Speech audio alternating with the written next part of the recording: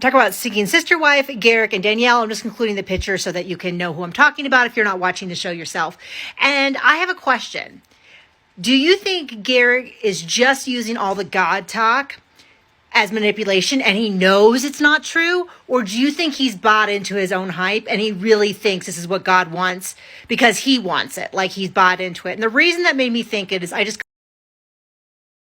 kind of been assuming that he on some level was just using it as like, this is what I want and therefore I'm going to speak for God and I'm going to force my wife to do something that I know she's not into.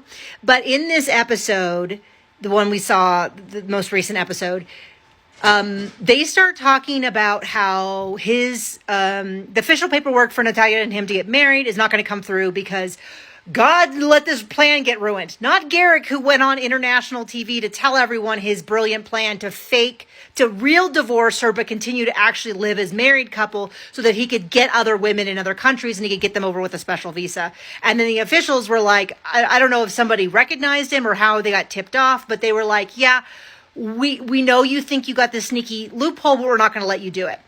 Anyway, in the course of the whole, God wants me to do this, God doesn't want me to do this, God ruined my plan. She said something like, well, it's God's plan for us to delay, so it's probably okay. And he actually seemed to listen to it and be like, yeah, you're right. Like, I'm on board with this.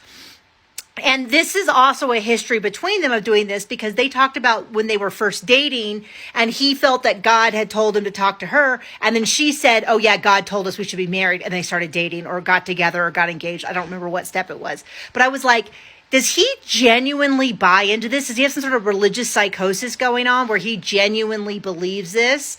I mean, I'm certain he knows that he wants to do these things. But does he actually really, like, if we gave him a polygraph, would he actually believe this stuff? And when she says stuff like, yeah, it's God's will to wait, is he actually buying it? What do you think? Because I'm not convinced either way. I've certainly met people who seemed very convinced God was talking to them about stuff that just doesn't. There's a quote going around about cult leaders, about how cult leaders, isn't it strange that cult leaders always believe that God's telling them to get more wives?